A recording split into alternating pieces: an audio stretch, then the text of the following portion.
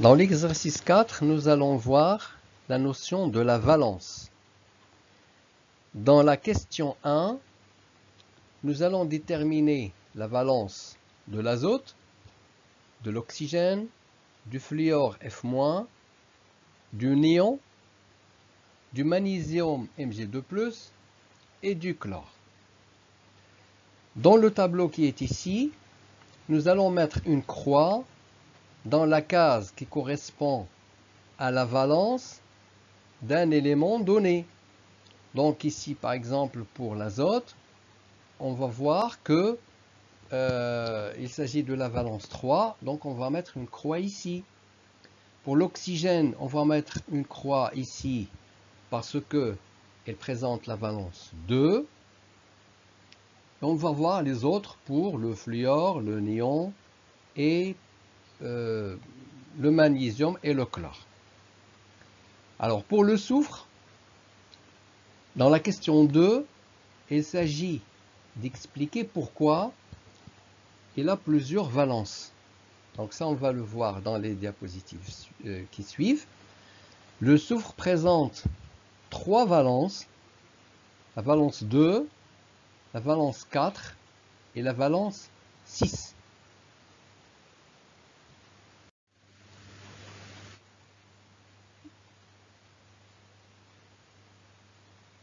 On commence par le cas de l'azote. L'azote possède 7 électrons.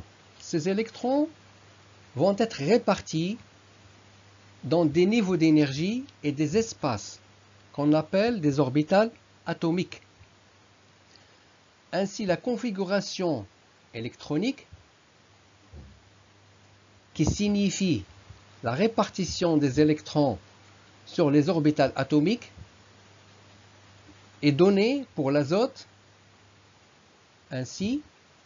Donc nous avons un S2, 2 S2, 2 P3. Ces orbitales atomiques, on peut les représenter d'une autre manière en utilisant des cases quantiques. Les orbitales atomiques de type S, ils sont représentés par une seule case qui peut avoir au maximum 2 électrons. On va voir pourquoi dans la suite nous avons des sens qui sont différents pour ces électrons-là. L'orbitale 2s est représentée aussi par une seule case qui peut comporter au maximum 2 électrons, mais l'orbitale de type P se présente avec 3 cases quantiques.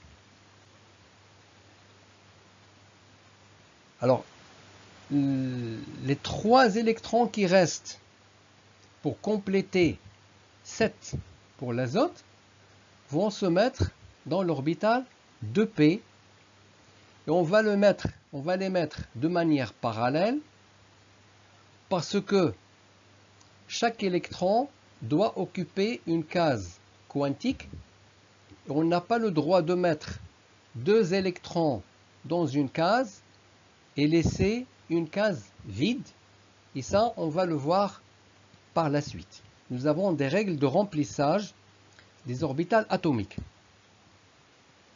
Alors ce qu'on appelle la couche de valence, c'est la couche externe dans une configuration électronique. C'est aussi la couche qui correspond à la plus grande valeur de n. Donc dans le cas de l'azote, nous avons 2 valeurs de n. Nous avons n égale 1 et n égale à 2. Donc la valeur la plus grande de n pour l'azote, c'est 2. Donc 2, c'est la couche de valence. Bien sûr, le niveau n égale à 2, il comporte 2 orbitales atomiques, 2s et 2p. Si on prend la molécule d'ammoniac NH3 et on essaye d'expliquer la formation de des 3 liaisons qui se font entre l'azote et les 3 hydrogènes, on peut les faire de la manière suivante. Ici, nous avons l'orbital 2p de l'azote qui a 3 électrons célibataires.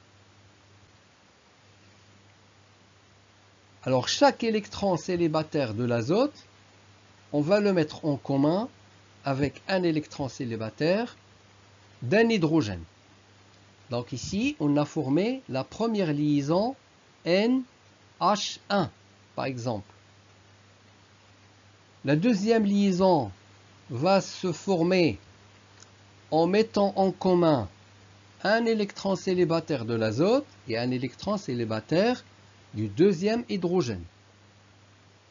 La troisième liaison va se faire de la même manière, et comme ça, on a expliqué la formation de la molécule en NH3 en mettant en commun un électron célibataire de l'azote et un électron célibataire de l'hydrogène. Donc finalement, l'azote, il va se retrouver entouré avec 6 électrons au niveau de l'orbital 2p. Et chaque hydrogène va être entouré avec 2 électrons, un électron qui est propre à l'hydrogène et un électron qui provient de l'azote. La même chose pour celui-là et la même chose pour celui-là. Donc les liaisons vont se faire avec la manière qui permet à l'atome de saturer sa couche de valence. Nous avons dit que l'orbital de P de l'azote, il peut comporter 6 électrons au maximum. Donc les 6 électrons qu'il n'a pas pu avoir en tant qu'atome, il va les compléter en faisant des liaisons avec d'autres atomes. Donc c'est ce qu'on a expliqué ici. Alors ce qu'on appelle valence d'un atome, et c'est ça ce qui nous intéresse dans cet exercice, c'est le nombre maximal de liaisons que cet atome peut former. Donc on voit bien que l'azote ici, il peut former au maximum 3 liaisons, et donc la valence de l'azote va être égale à 3. Je reprends.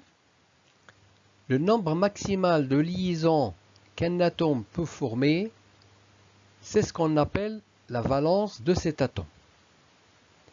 L'azote possède 3 électrons célibataires sur sa couche de valence.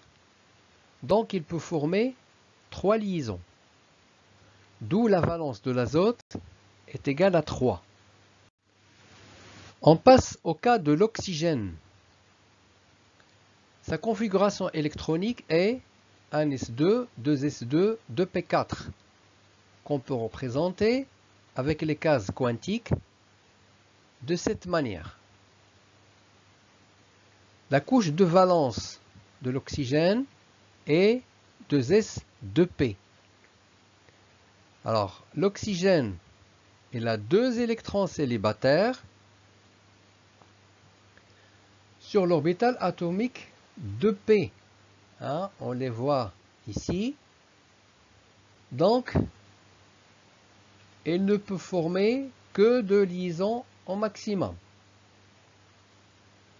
Donc, la valence de l'oxygène va être égale à 2. On passe au cas du fluor. Ici, l'atome du fluor F- a gagné un électron et s'est transformé en F-. La configuration électronique du fluor, c'est-à-dire l'atome neutre, c'est 1s2, 2s2, 2p5, qu'on peut représenter avec les cases quantiques de cette manière. Lorsqu'elle est chargée, F-, sa configuration électronique devient un S2, 2S2, 2P6 et non pas 2P5. Donc pour le fluor, nous avons 2P5, c'est-à-dire nous avons 5 électrons uniquement sur l'orbital 2P. Pour F-, qui a gagné un électron de plus, on va avoir 6 électrons. Donc on voit bien que la couche de valence, elle est totalement remplie pour F-, mais elle ne l'est pas pour F.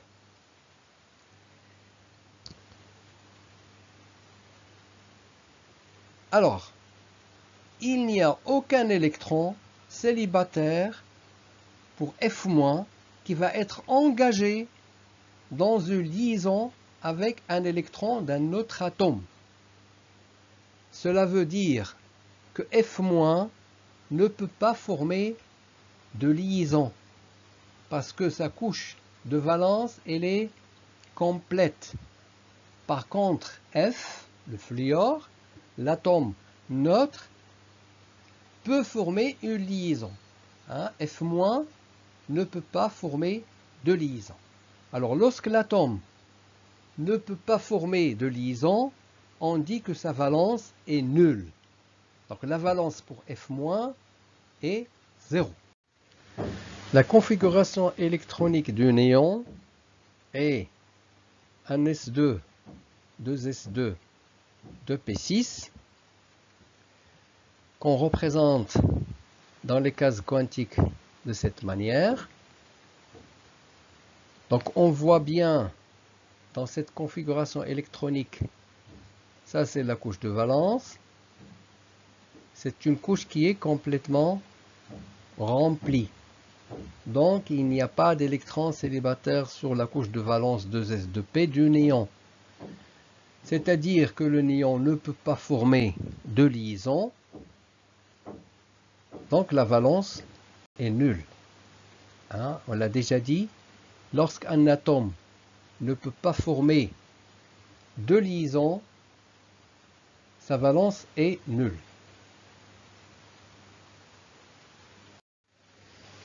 Pour Mg2+, l'atome Mg perd 2 électrons pour se transformer en Mg2+. La configuration électronique de l'atome neutre Mg, c'est 1s2, 2s2, 2p6, 3s2. Si on arrache 2 électrons du magnésium, on va trouver Mg2+. Alors, la configuration électronique de Mg2+, va être 1s2, 2s2, 2p6 et 0 électrons sur la 3s. C'est-à-dire, les 2 électrons qui étaient sur la 3s ici, on les a arrachés. Donc, on va se retrouver avec une configuration comme celle-là, 1s2, 2s2, 2p6. Alors, si vous vous rappelez, cette configuration, on vient de le voir dans le cas de F- et du néon. Et on a vu, pour les deux cas, qu'il n'y a pas d'électrons célibataires sur la couche de valence. C'est ce qu'on a ici. Nous avons une couche de valence qui est complètement remplie par les électrons. Donc il n'y a pas d'électrons célibataires. Ça veut dire que le Mg2+ ne peut pas former de liaison et par conséquent sa valence est égale à 0.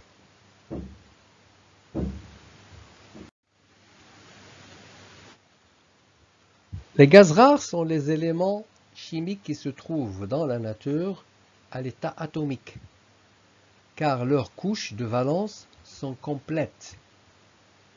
Alors, toutes les configurations électroniques des gaz rares se terminent par NS2, NP6. Donc, la couche de valence des gaz rares est toujours complète. C'est pour cela qu'ils sont stables dans la nature. Et ils se trouvent dans la nature sous forme d'atomes. Parce qu'ils n'ont pas besoin de faire des liaisons. Le néon est un gaz rare. C'est le gaz rare le plus proche du fluor et du magnésium. Nous avons vu que le fluor, lorsqu'il devient F-, retrouve la configuration de néon. Le fluor a besoin de former une liaison, mais F- n'en a pas besoin, parce que sa couche de valence devient complète. Le magnésium, l'atome neutre, lorsqu'il devient Mg2+, c'est-à-dire lorsqu'il perd 2 électrons, lui aussi, il retrouve la configuration du néon.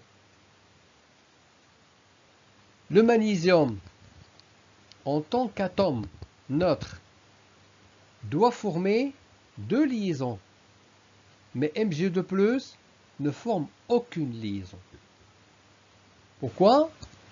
Parce qu'il a la configuration électronique du gaz rare le plus proche, qui est le néon.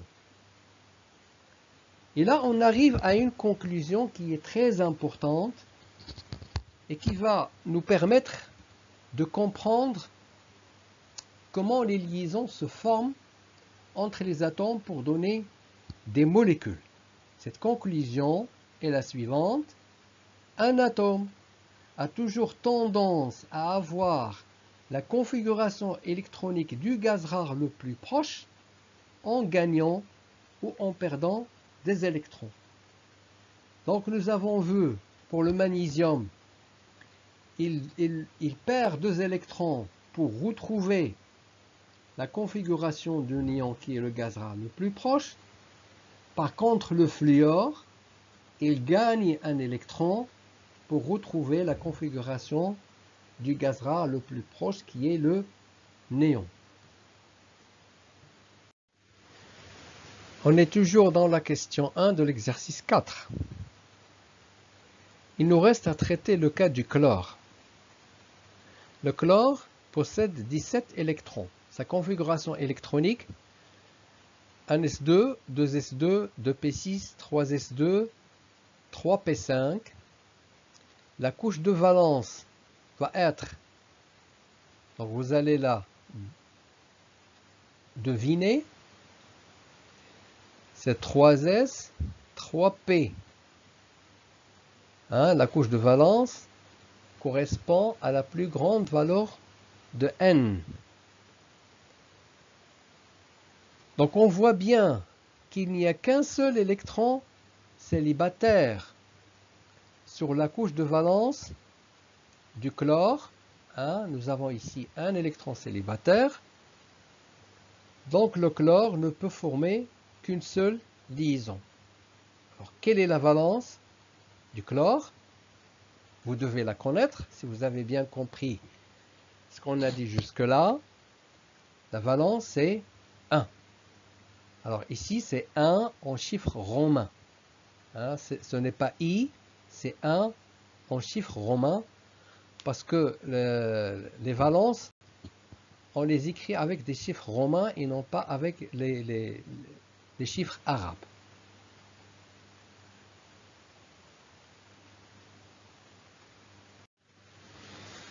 Alors, récapitulons, nous avons terminé la question 1.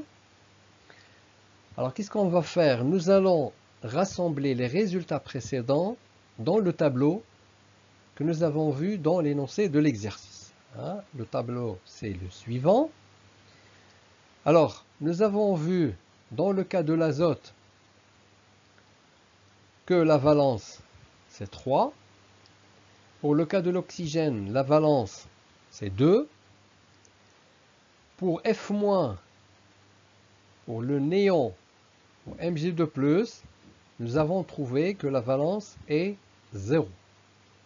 Pour le chlore, nous avons vu que la valence, c'est 1. Alors, on va passer à la deuxième question. et dans laquelle on va expliquer pourquoi le soufre présente trois valences. La valence 2, la valence 4 et la valence 6.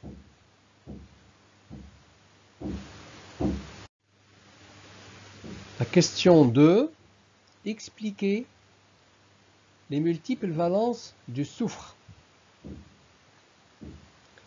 Alors, le soufre présente, comme indiqué dans le tableau précédent, trois valeurs de la valence.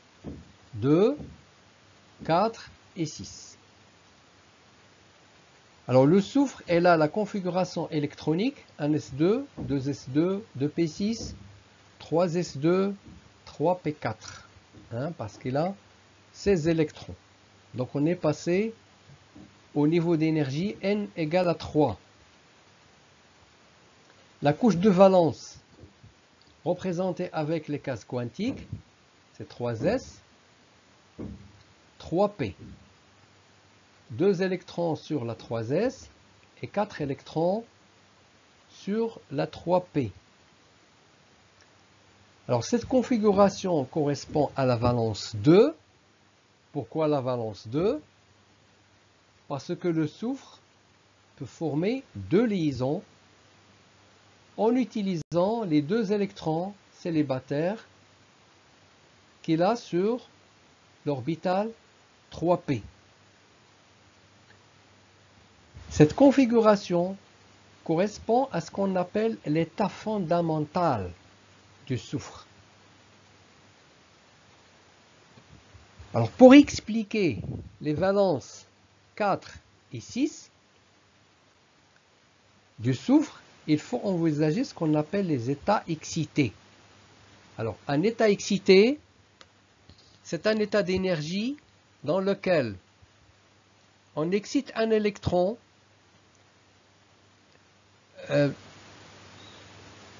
d'une orbitale à une autre orbitale. Et on va voir les exemples tout de suite. Rappelez-vous dans l'exercice 3, lorsqu'on avait parlé des nombres quantiques, nous avons dit que pour le niveau n égale à 3, nous avons trois valeurs possibles de L.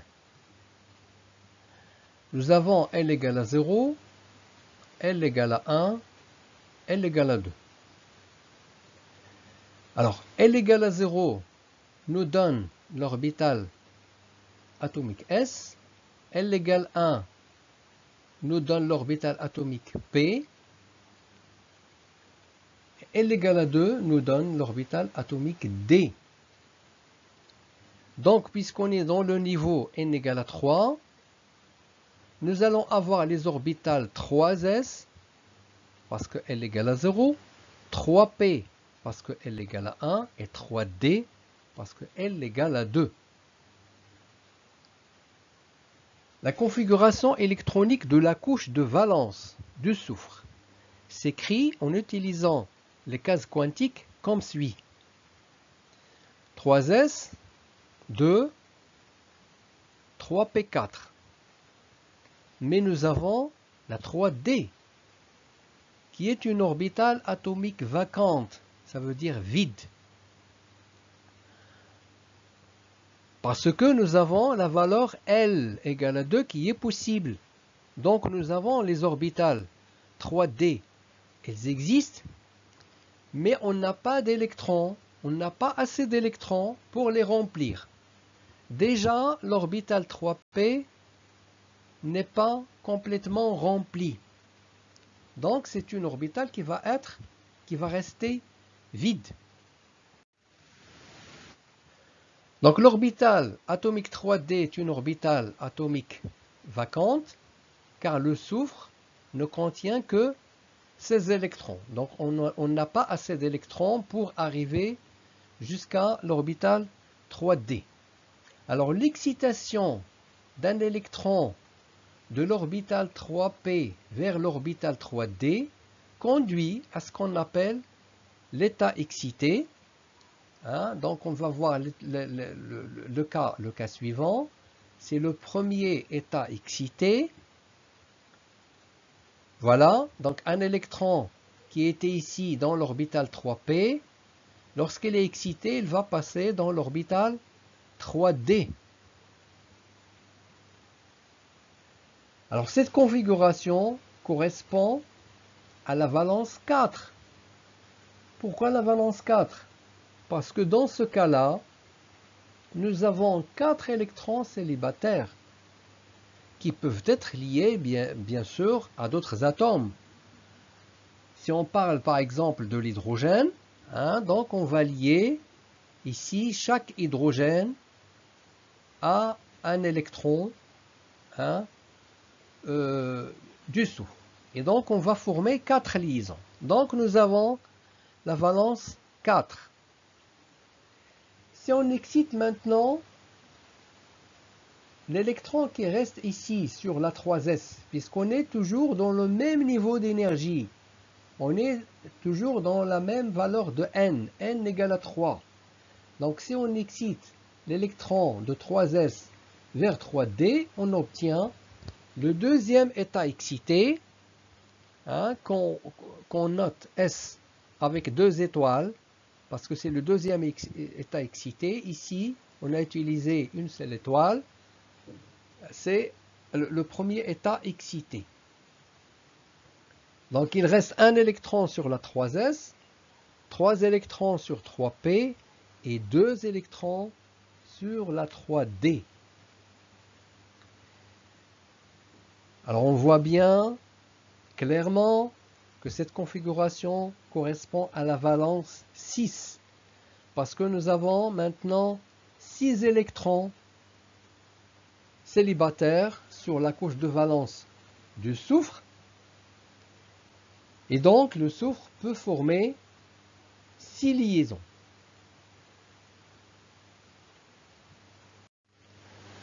En conclusion, le soufre présente 3 valences.